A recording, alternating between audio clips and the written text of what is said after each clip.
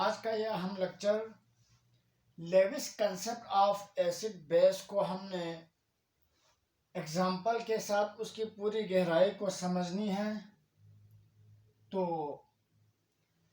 Levi's concept of acid and base 1923 में ये theory पेश की। ये रिएक्शन की बेस पर इसने थ्योरी पेश की, इसलिए रिएक्शन की बेस पर होने की वजह से बाकी आर्हीनियस और ब्रांस्टिड-लोरी कंसेप्ट से ये थोड़ा आसान है और जनरल है, क्योंकि एसिड बेस का रिएक्शन के अंदर इलेक्ट्रॉन का देना और इलेक्ट्रॉन का लेना होता है। इसलिए मॉडर्न दौर में प्रोटॉन के मुकाबले में इलेक्ट्रॉन से रिएक्शन करने को ज़्यादा प्रेफर करता है और इलेक्ट्रॉन से रिएक्शन करने को समझना आसान भी है। इसलिए ये बाकी कंसेप्ट के मुकाबले में आसान है। इस थ्योरी के मुताबिक वो सब्सटेंस जो पेयर ऑफ इलेक्ट्रॉन एक्सेप्ट करें, वो सब्सटेंसेस जो पेयर ऑफ इलेक्ट्रॉन को एक्सेप्ट करें उनको कहा एसिड। पेयर ऑफ इलेक्ट्रॉन को एक्सेप्ट करने के साथ साथ जो पेयर ऑफ इलेक्ट्रॉन डोनेट किया और एक्सेप्ट किया, उन दोनों के दरमियान कोऑर्डिनेट कोवेलेंट बॉन्ड बनता है।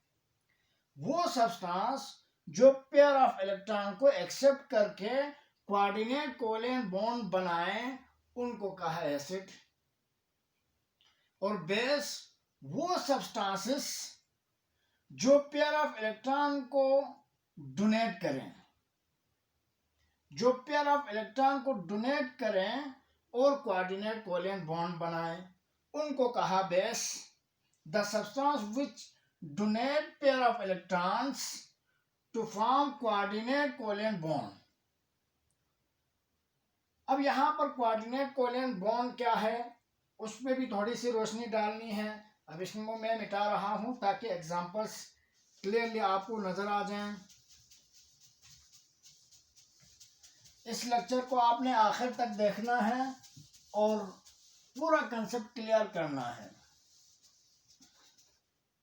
यहाँ पर एक एग्जांपल लिखी हुई है कि अमोनिया NH3 का रिएक्शन बोरॉन ट्राइफ्लोराइड के साथ हुआ plus BF3।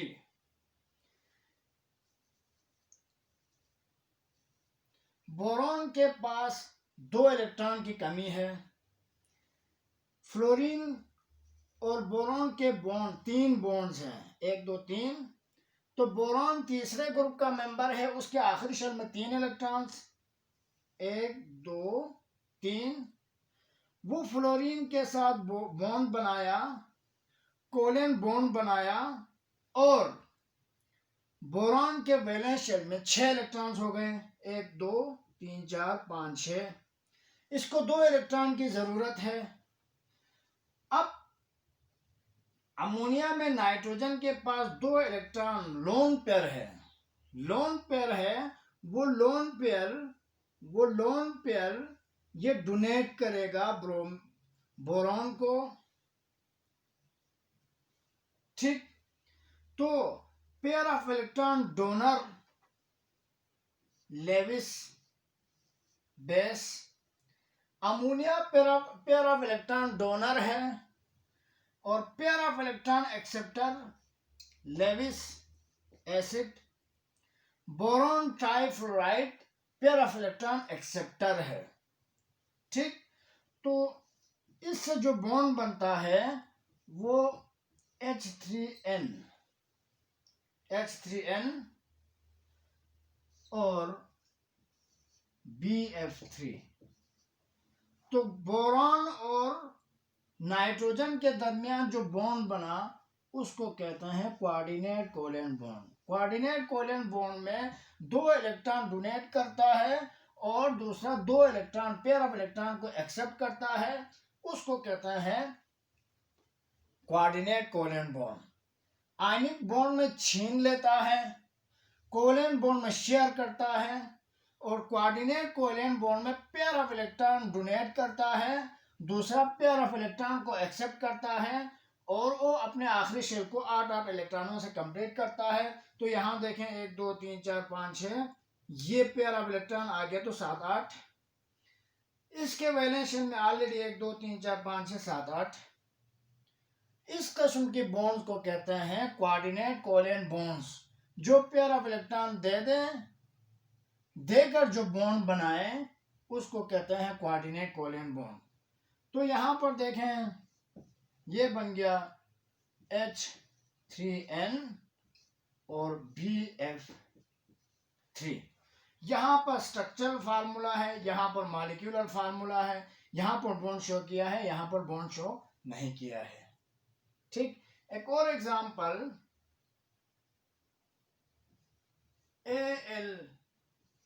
AlOH 3 plus OH negative. ठीक, ये नेगेटिव का मतलब इसके पास एक इलेक्ट्रॉन है, एक इलेक्ट्रॉन लेके इसके ऊपर नेगेटिव चार्ज आ गया। तो ये पेयर ऑफ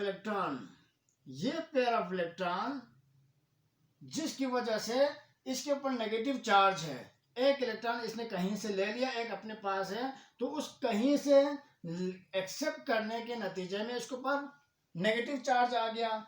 तो ये जो नेगेटिव चार्ज जो पेयर ऑफ इलेक्ट्रॉन है वो डोनेट करेगा AlOH एल्यूमिनियम ट्राई हाइड्रोक्साइड को, तो ये बन जाएगा AlOH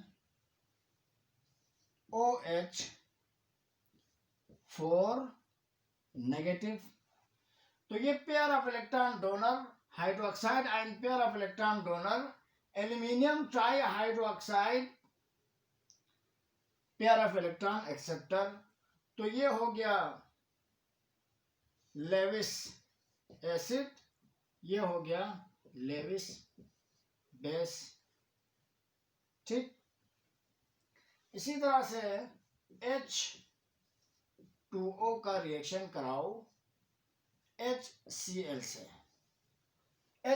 से। यहां पर ऑक्सीजन के पास पेयर ऑफ इलेक्ट्रॉन है, ये पेयर ऑफ इलेक्ट्रॉन इसको डोनेट करेगा, हाइड्रोजन को डोनेट करेगा।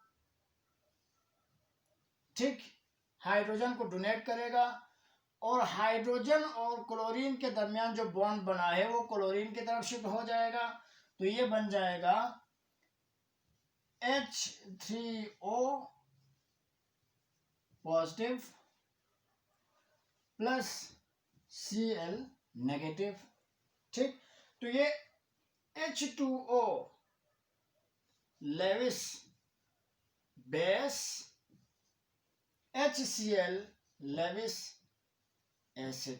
HCl pair of electron acceptor, H2O pair of electron donor. एक और एग्जांपल यहां पर कराते हैं। H positive plus OH negative. इसको 2 इलेक्ट्रॉन की जरूरत है, इसके पास 2 एक्स्ट्रा इलेक्ट्रॉन है। ये पेयर ऑफ इलेक्ट्रॉन जो कि एक इलेक्ट्रॉन इसका अपना है, एक इलेक्ट्रॉन इसने कहीं से एक्सेप्ट किया, तो ये पेयर ऑफ इलेक्ट्रॉन दे सकता है, डोनेट कर सकता है। तो ये हो गया H2O Lewis acid pair of electron acceptor, Lewis base pair of electron donor. ठीक, pair of electron donor pair of electron acceptor की बेस पे लेविस ने एसिड और बेस का फैसला किया। अब यहां पर देखें हाइड्रोजन आयन डोनेट या एक्सेप्ट नहीं कर रहा, यानी कि प्रोटॉन डोनेट या एक्सेप्ट नहीं कर रहा, और न ही ये किसी एक्वस सॉल्यूशन की जरूरत है। तो ये आर्हीनियस और ब्रांस्टेड-लोरी के थ्योरी के से ये ज्यादा जनरलाइज्ड थ्योरी है। ठीक, अब यहां पर एक अहम बात बता दूं कि conditions for Lewis acid and bases. conditions for Lewis acid. पहली condition, all cations are Lewis acid, जिसमें एग्जांपल में silver ion, hydrogen ion, zinc +2 ion, Cu+2 ion, तो ये सारे के सारे ऑल केटाइन या पॉजिटिव आयन्स लेविस एसिड है, क्योंकि ये पेयर ऑफ इलेक्ट्रॉन को एक्सेप्ट करने वाले हैं। ये पेयर ऑफ इलेक्ट्रॉन को एक्सेप्ट करने वाले हैं। अगरचे Na पॉजिटिव या Ca+2 या K पॉजिटिव, ये भी केटाइंस है, लेकिन इनके पास पेयर ऑफ इलेक्ट्रॉन एक्सेप्ट करने की टेंडेंसी बहुत कम है, क्योंकि इनके इलेक्ट्रोनेगेटिविटी बहुत कम, इलेक्ट्रोपॉजिटिविटी बहुत ज़्यादा है, तो इनको लेविस एसिड में शामिल नहीं करते। ऑल केटाइंस में ये शामिल नहीं करते, क्योंकि इनके पास इलेक्ट्रॉन एक्सेप्ट करने की टेंडेंसी कम है। ठीक। दूसरी condition, all neutral species which have lone pair, जिसके पास लोन पेयर हो, लोन पेयर ऑन सेंट्रल, ये गालिबन उल्टा हो गया, which have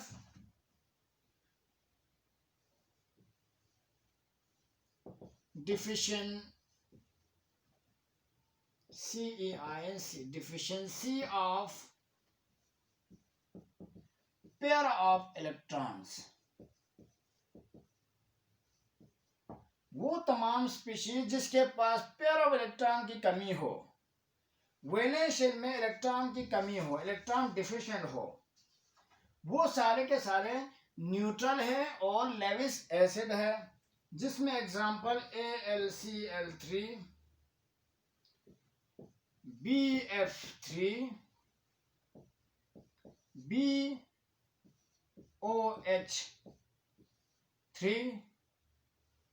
इसी तरह AlOH3, ये सारे के सारे लेविस एसिड है, क्योंकि इनके सेंट्रल एटम जिसे मैं अंडरलाइन कर रहा हूं, ये सेंट्रल एटम है, इनके पास पेयर ऑफ इलेक्ट्रॉन की कमी है। इनमें से BF3 को देखें या BOH3 को देखें, BOH,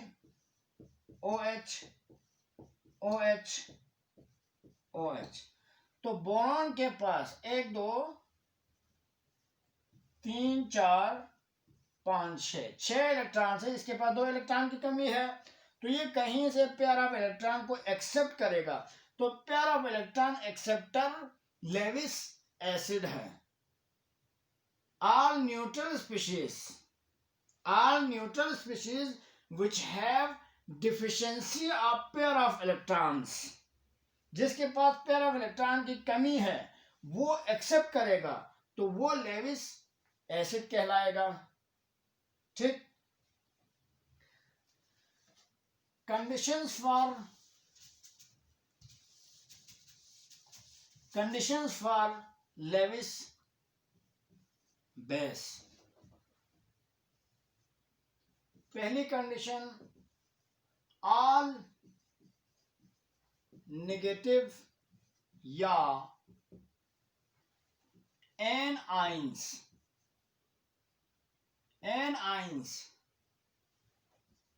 आर लेविस बेस, जिसमें एग्जांपल में H negative, F negative, Cl negative, ठीक, Cn नेगेटिव, ये सारे के सारे नेगेटिव चार्ज पार्टिकल्स है या नेगेटिव चार्ज स्पीशीज है, वो लेविस बेस है।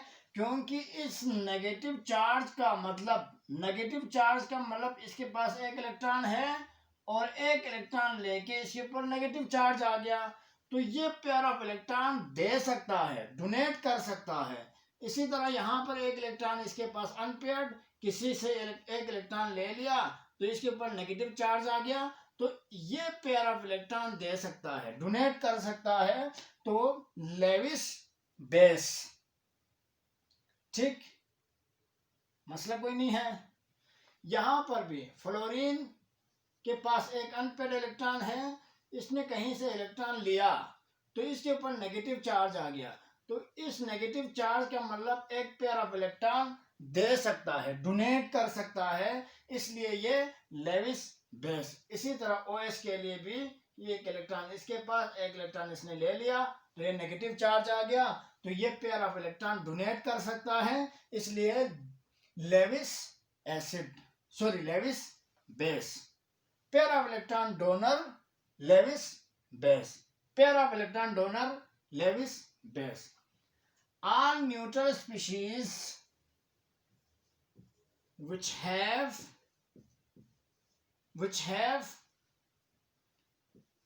lone pair on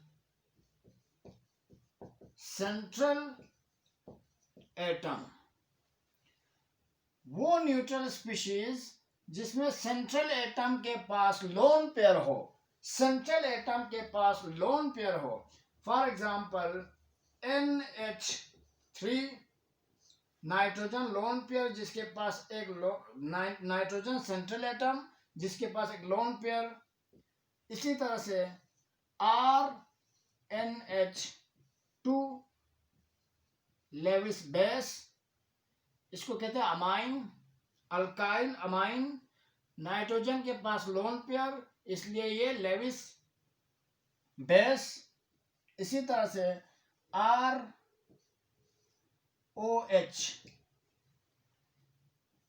ऑक्सीजन के पास lone pair, central atom oxygen के पास लोन पेयर, ये पेयर ऑफ इलेक्ट्रॉन डोनेट कर सकता है, इसलिए ये लेविस बेस। इसी तरह H2O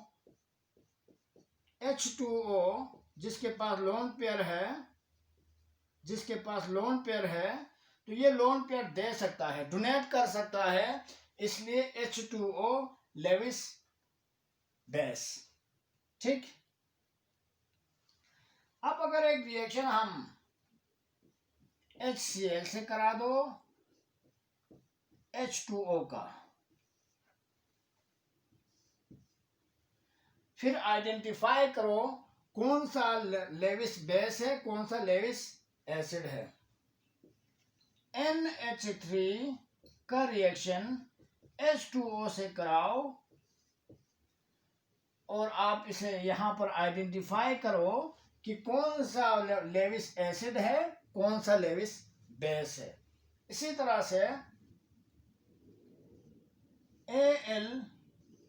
AlOH3 का रिएक्शन OH नेगेटिव से कर लो, और आप इसमें आइडेंटिफाई कर लो कौन सा लेविस एसिड है, कौन सा लेविस बेस है। इसी तरह एक रिएक्शन आप AgCN के साथ करा लो, Ag पॉजिटिव और Cn के साथ रिएक्शन करा लो, और इसमें आइडेंटिफाई कर लो कौन सा लेविस एसिड है, कौन सा लेविस बेस है। ठीक, तो ये आपके लिए होमवर्क है। और इसके अलावा लेविस एसिड बेस में और ज़्यादा नहीं पूछते हैं। तो आज का लेक्चर यहीं पे रोक लेते हैं। अल्लाह हाफिज़।